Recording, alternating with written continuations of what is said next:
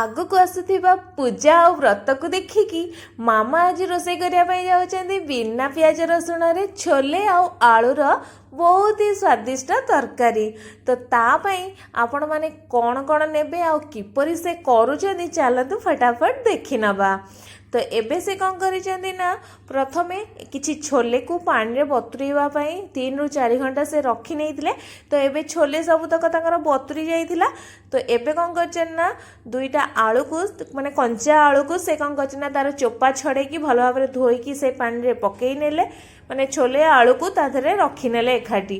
ତ ତାପରେ ସେଠି କ'ଣ କରିଛନ୍ତି ନା କିଛି ଗୋଟା ମସଲା ନେଇଛନ୍ତି। ଗୋଟା ମସଲା ଭିତରେ ସେ ଗୋଟେ ଗୁଜୁରାତି, ଖଣ୍ଡେ ଡାଲଚିନି ଆଉ ଗୋଟେ ତେଜପତ୍ରକୁ ନେଇଛନ୍ତି। ତାପରେ ଆମେ କ'ଣ କରିବା ନା ଗୋଟେ ପ୍ରେସର କୁକର ନେବା, ଆଉ ଯେଉଁ ଛୋଲେ ଆଳୁକୁ ନେଇଥିଲେ ତାକୁ ଏଥିରେ ପକେଇଦେବା। ଆଳୁକୁ ଆମେ ଏଠି କାଟିବାନି, ଗୋଟିଖିଆ ଆଳୁକୁ ଏମିତି ୟା ଦେହରେ ପକେଇ ନେବା। ତାପରେ ଯେଉଁ ଗୋଟା ମସଲା ତକ ଆମେ ନେଇଥିଲେ ଏଇ ଗୋଟା ମସଲା ତକ ଏଥିରେ ପକେଇ ନେବା, ଯାହାଫଳରେ ଯେତେବେଳେ ମାନେ ଏଇସବୁ ସିଝିଯିବ ତା ଦେହରେ ଆଉ ମାନେ ସିଝାର ଗନ୍ଧଟା ନଥିବ। ଆଉ ଏଥିରେ କ'ଣ କରିଛନ୍ତି ନା 2ଟି ଛୋଟ ଟମାଟୋକୁ ମାନେ କାଟିକି ଏଥିରେ ପକେଇଛନ୍ତି। ଆଉ ସ୍ୱାଦ ଅନୁସାରେ ଏଥିରେ ଲୁଣ ପକେଇବା, ଆଉ କ'ଣ କରିବା ନା ଅଧା ଚାମଚ ଏଥିରେ ହଳଦୀ ଗୁଣ୍ଡକୁ ପକେଇ ନେବା। ବାସ୍ ଆଉ କିଛି ଏଥିରେ ପକେଇବାର ନାହିଁ। ଏବେ କ'ଣ କରିବା ନା ଆର ଢକ୍କନକୁ ବନ୍ଦ କରିଦେବା। ତ ଏଠି ମାମା ସିଝିବା ପାଇଁ କ'ଣ କରୁଛନ୍ତି ନା 3 ରୁ 4ଟା ସିଟି ଦେଉଛନ୍ତି। ଆପଣଙ୍କର ପ୍ରେସର ମାନେ ଭେରାଇଟି ପ୍ରେସର କୁକରର ଭେରାଇଟି ସିଟିରେ ସିଝିଥାଏ। ତ ଆପଣମାନଙ୍କର ପ୍ରେସର କୁକରରେ କେତେଟା ସିଟି ଦେଇକିନି ସିଝିବ ତ ଆପଣ ସେଇଟା ଡିସାଇଡ଼୍ କରିବେ। ତ ଏବେ କ'ଣ କରୁଛନ୍ତି ନା ଆମର 3 ରୁ 4ଟା ସିଟି ଆସିଲା ପରେ ପୁରା ଭଲ ଭାବରେ ୟାକୁ ଥଣ୍ଡା କରିକିନି ଆମେ ୟାକୁ ଖୋଲୁଛୁ। ଖୋଲିଲା ପରେ ଦେଖନ୍ତୁ ଆମର ଛୋଲେ, ଆଳୁ ଆଉ ମାନେ ଯାହା ବି କିଛି ଏଥିରେ ପଡ଼ିଥିଲା ତ ସବୁତକ ଭଲ ଭାବରେ କ'ଣ ହେଇଛି ନା ସିଝି ଯାଇଛି। ଆପଣ ଚାହିଁଲେ ଏହି ସମୟରେ ଗୋଟା ମସଲା ତକ କାଢ଼ିଦେବେ। ମାମା କିନ୍ତୁ ଏଠି ଗୋଟା ମସଲା ତକ କାଢ଼ି ନାହାନ୍ତି। ତ ଏବେ ଆମେ ତରକାରୀ ତିଆରି କରିବା। ତ ସେଥିରେ ତରକାରୀ ତିଆରି କରିବା ପାଇଁ ସେଠି କ'ଣ କରିଛନ୍ତି ନା କଢ଼େଇ ଗରମ କରିକି ସେଥିରେ 3 ରୁ 4 ଚାମଚ ରିଫାଇନ୍ ତେଲକୁ ପକେଇଛନ୍ତି। ଆଉ ଟିକେ ନାଗରୁ ମାନେ ଅଧା ଚାମଚ ଜିରାକୁ ଏଥିରେ ପକେଇ ଭଲ ଭାବରେ ଫୁଟିବା ପାଇଁ ଦେଲେ। ତାପରେ କିଛି ହେଙ୍ଗୁକୁ ଏଥିରେ ମାନେ ଅଳ୍ପ ଟିକେ ହେଙ୍ଗୁକୁ ପକେଇବା ଦ୍ୱାରା ମାନେ ଯେହେତୁ ବିନା ପିଆଜ ରସୁଣରେ ହେଉଛି ପକେଇଲେ ତାର ବହୁତ ବଢ଼ିଆ ବାସ୍ନା ଆସିଥାଏ।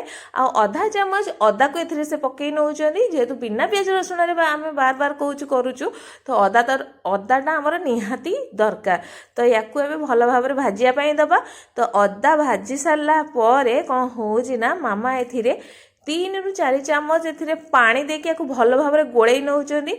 ମାନେ ୟାକୁ ପୁରା ଫଟାଫଟ ଗୋଳେଇ ନେବେ, ଏଇଟା ଟିକେ ଛିଟକିବ କିନ୍ତୁ ଆଦେହରେ ଗୋଟେ ଟ୍ରିକ୍ ଅଛି। ଯେତେବେଳେ ଶୁଖା ମସଲା ଏଥିରେ ପଡ଼ିବ ତ ଶୁଖା ମସଲା ତକ ମାନେ କ'ଣ ଆଉ ମାନେ ପୋଡ଼ିବନି। ତ ଏଥିରେ ଅଧା ଚାମଚ ହଳଦୀ ଗୁଣ୍ଡ, ଅଧା ଚାମଚ କାଶ୍ମୀରୀ ରେଡ୍ ଚିଲି ପାଉଡ଼ର, ଅଧା ଚାମଚରୁ ଅଧିକ ଧନିଆ ଗୁଣ୍ଡ, ଆଉ କ'ଣ କରିଛନ୍ତି ନା ଅଧା ଚାମଚ ଚାଟ୍ ମସଲା, ଅଧା ଚାମଚ ସେ ଏଥିରେ ପକେଇଛନ୍ତି ଜିରା ଗୁଣ୍ଡ, ଆଉ ଅଧା ଚାମଚ ଗରମ ମସଲାକୁ ପକେଇକି ସେ ୟାକୁ ସବୁ ଭଲ ଭାବରେ କଷି ନେଉଛନ୍ତି। କାରଣ ଆମେ ପାଣି ଦେଇଛେ, ସେ ପାଣିଟା ପୁରା ମାନେ ମରିବା ପର୍ଯ୍ୟନ୍ତ ଆମକୁ ୟାକୁ ଭାଜିବାର ଅଛି। ଦେଖନ୍ତୁ ପାଣି ମରିକି ଏଥିରୁ ତେଲ ସବୁ ଆମର ଛାଡ଼ିଗଲାଣି, ତାମାନେ ମସଲାଟି ଆମର ପୁରା ରେଡ଼ି ହେଇଗଲାଣି। ଏବେ ଯେଉଁ ଛୋଲେକୁ ସିଝେଇକି ରଖିଥିଲେ ଏଥିରେ ଆମେ ତଡ଼କା ଦେଇଦେବା। ଏବେ ତଡ଼କା ଦେଇସାରିଲା ପରେ ଏସବୁରେ କ'ଣ କରିବା ନା ଗୋଟେ ଚାମଚ ଅଳ୍ପ ଟିକେ କସ୍ତୁରୀ ମେଥିକୁ ଏଥିରେ ପକେଇକି ଏସବୁକୁ କ'ଣ କରିବା ନା ଭଲ ଭାବରେ ଗୋଳେଇ ନେବା। ଆଉ ଆଳୁକୁ ଏମିତି ମାନେ କ'ଣ ପିଠା କରିକାରେ ସେ ଖେଞ୍ଚି ନେଉଛନ୍ତି, ମାନେ ଅଳ୍ପ ଅଳ୍ପ ଗୁଣ୍ଡ କରି ନେଉଛନ୍ତି। ୟାକୁ ମାନେ ଏମିତି ଭାବରେ ଭାଙ୍ଗିବାର ଅଛି, ଆପଣ ମିଶାଇବେନି କି ଚକଟିବେନି, ଯାହାଦ୍ୱାରା ଆର ବି ବହୁତ ଭଲ ଟେଷ୍ଟ ଆସିବ। ଏବେ କ'ଣ କରିବେ ନା ଯେଉଁ ଅଳ୍ପ ଟିକେ ମାନେ ଅଳ୍ପ କିଛି ଛୋଲେକୁ ସେ କ'ଣ କରିବେ ନା ଏମିତି ଏଥିରେ ଦାବି ଦେବେ। ଦାବିବା ଦ୍ୱାରା କ'ଣ ହେବ ନା ତରକାରୀଟା ଟିକେ ବହଳିଆ ହେବ ଆଉ ଖାଇବା ପାଇଁ ମଧ୍ୟ ବହୁତ ହି ଭଲ ଲାଗିବ। ତ ଏବେ ଶେଷରେ ସେ କ'ଣ କରୁଛନ୍ତି ନା କିଛି କଟା ଧନିଆ ପତ୍ରକୁ ପକେଇ ନେଉଛନ୍ତି। ତାପରେ ବାସ୍ ୟାକୁ ଆମେ ଗୋଳେଇ ନେବା, ଆଉ କିଛି ବି କରିବାର ନାହିଁ। ୟାକୁ ଗୋଳେଇ ଦେବା, ମିକ୍ସ କଲା ପରେ କ'ଣ ହେବ ନା ଆକୁ ଫୁଟିବା ପାଇଁ ଦେବା ଟିକେ ସମୟ। ତାପରେ ଦେଖନ୍ତୁ ଆମର ପୁରା ରେଡ଼ି ହେଇଯାଇଛି ବିନା ପିଆଜ ରସୁଣରେ ଛୋଲେ ଆଳୁର ତରକାରୀ। ବାସ୍ ଏବେ ଆପଣ ଯେକୌଣସି ପୂଜା ବ୍ରତରେ ୟାକୁ ତିଆରି କରିକି ଖାଆନ୍ତୁ। ଆଉ କିପରି ଲାଗିଲା ଆମ କମେଣ୍ଟ ବକ୍ସରେ କମେଣ୍ଟ କରି ନିଶ୍ଚୟ ଜଣାନ୍ତୁ। ଧନ୍ୟବାଦ।